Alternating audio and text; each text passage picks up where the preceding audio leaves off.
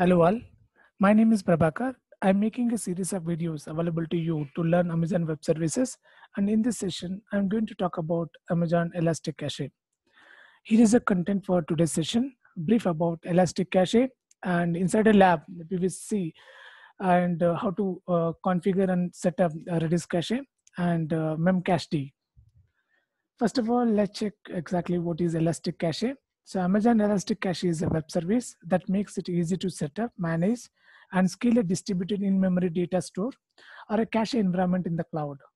It provides high performance, scalable, and cost-effective caching solutions. And at the same time, it helps to remove the complexity associated with deploying and managing a distributed cache environment systems. So, and the primary differences between the Redis cache and Memcache is that, so inside the Redis cache, it supports multiple nodes where we can deploy and distribute the data, and Memcache also it support the distribute the data among the multiple nodes. And the Red cache, here user can take a snapshot and put it on the disk, but Memcache it won't supposed to take a snapshot and store the data into the any of the disk. And inside a Red cache, it allows to execute a group of commands as a single isolated operation and then execute that. And Memcache, it won't support running the multiple commands as an isolated operation. And Redis cache, it doesn't have a native clustering, but Memcache, we have native clustering is possible. And Redis cache, we can put and we can cache the bigger values in Redis, and values are up to 512 MB per key. So that if I have n number of keys and every key I can keep 512 MB of data. But Memcache, there is a size limit on this. Only I can store up to 1 MB in each key. And Redis cache, it is a powerful data types and powerful commands are there to leveraging the hashes and sorting of the sets. But Memcache, it is great for multi-threading, and compared to the Redis cache, so it is very fast. Let's go to the lab. So in this lab, we can see how to configure and set up Redis cache and how to access those values. And keeping a note on this, okay, so whatever the changes we are doing on the Elastic cache, this Elastic cache is not accessible outside of the VPC, and these Elastic cache is accessible within a VPC. So if your EC2 instance is working on the and using any one of the VPC, you can access those values in within a EC2 instance only. But outside a VPC, virtual private network is not possible to access this Elastic cache. Let's go to AWS Management Console. Here is a AWS Management Console. So go to Services, and you can check that, okay, Elastic Cache. And inside this Elastic Cache, so I don't have any cache as of now I'm running. So you can click it here. And so here, there are two options are available. One is the Redis cache, so where I can go ahead and then create a cluster mode. And second one is a Memcache, okay.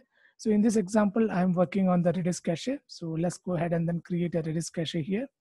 Specify Redis cache name. So I'm specifying it as the demo Redis, okay. And description about Redis settings. And so engine version compatibility. So I'm using it as the latest engine compatibility.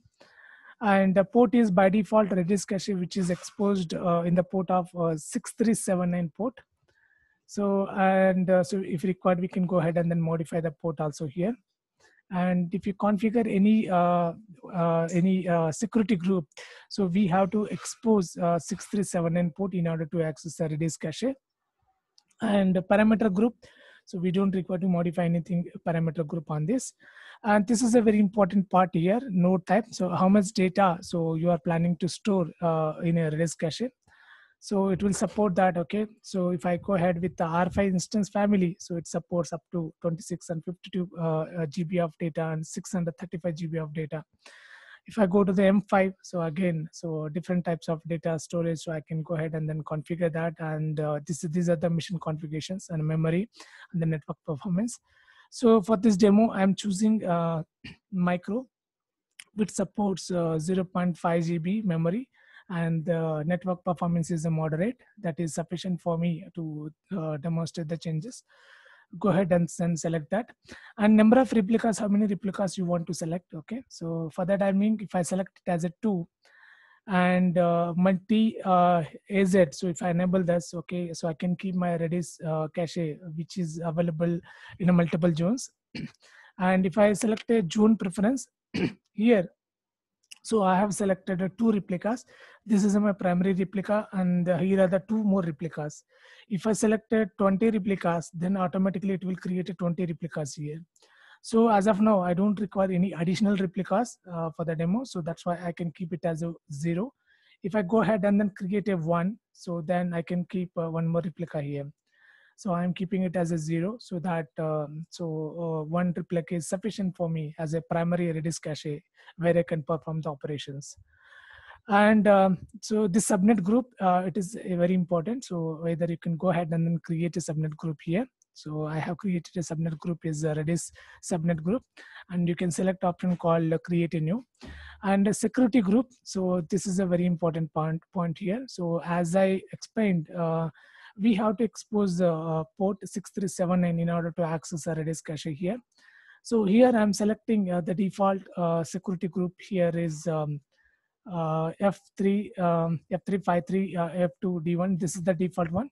So now I will go ahead with and create this security group, and I can map the port accordingly on the inbound rule.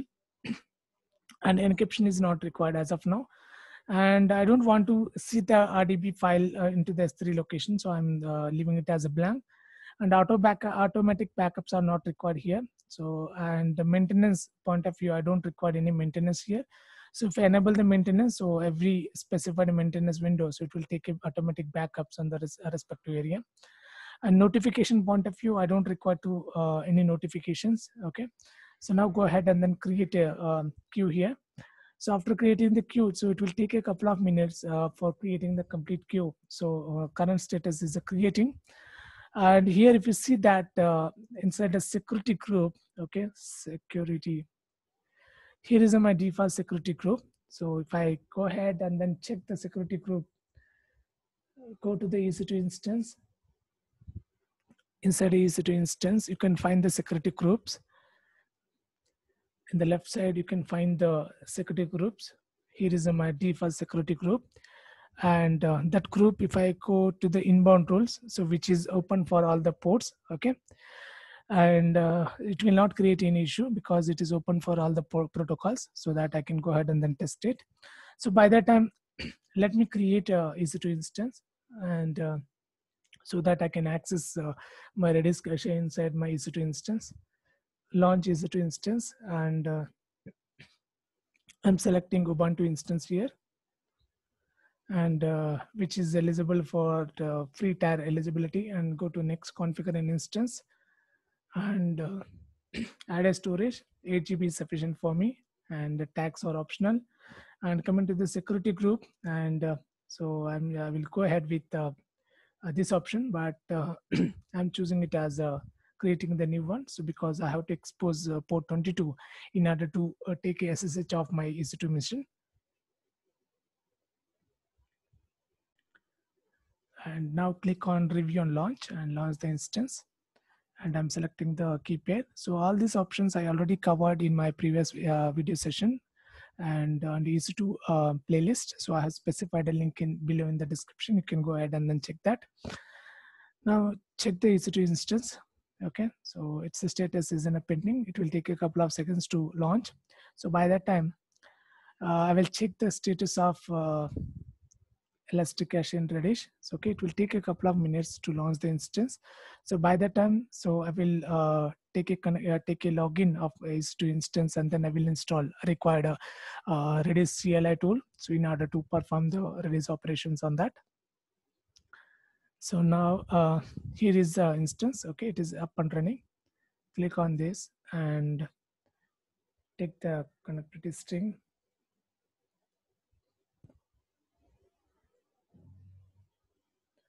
Okay, so here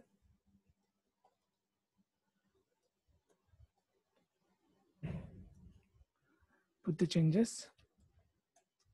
So now successfully I'm able to access EC2 instance, And here, so I need to install a Redis. So before installing the Redis, I'm updating Ubuntu Package Manager.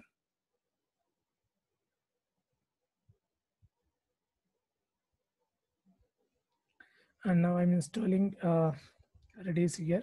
Install Redis.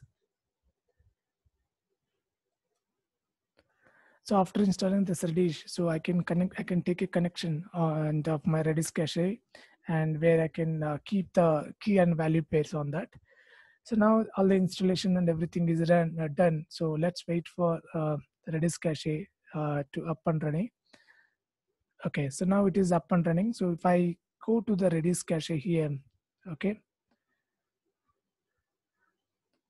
go to the description, Redis, and click on description. Here is my primary endpoint. So with the help of this endpoint, I can take a connection on this. I can take and get to connection on this. Look here, click on Redis and CLI. Okay.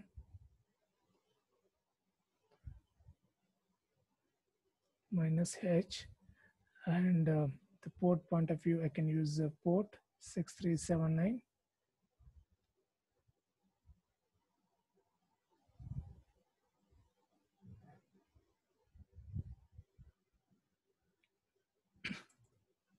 If it is not accessible for more than 4 to 5 seconds, that means that this port is not exposed in my security groups. Okay, so if I go to the EC2 instance, inside my EC2 instance security groups, so here, so if you check that, and inbound rules are enabled, but still, so I have to enable the port 6379, custom port 6379 for all the instances. Save the changes. So now go back to EC2 instance. In the security group, okay, so click on the security groups. For my Elastic server, I'm using the following security group here.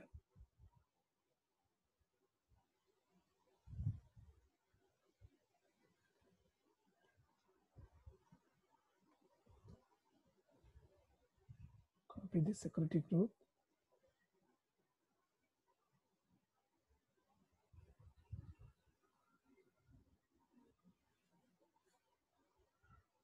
Go to the security groups.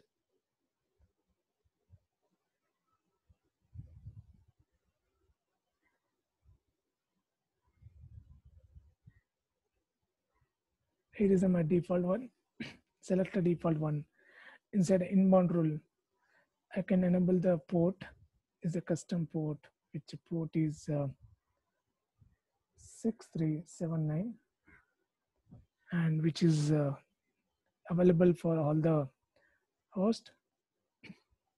After doing that, now you go ahead and try to connect that. Okay, so now I'm able to successfully connect that. So what I did that, okay, whatever the Redis cache which I have created, so there I have selected a security group, and my security group is the default one. So, and inside this default one, so I haven't actually enabled the port 6379, so that's why it was not able to access. So after exposing the port 6379, I'm able to connect it to my Redis. So here, if you want to set if you want to set any new values, you can use the keyword called set, and here you can find the some auto suggestions, like here if you see that key and value. Here if I use the name, if I put username is name Prabhakar, okay, it is successfully done. So if I use the keyword called get and followed by name, okay, I can extract the information from that key.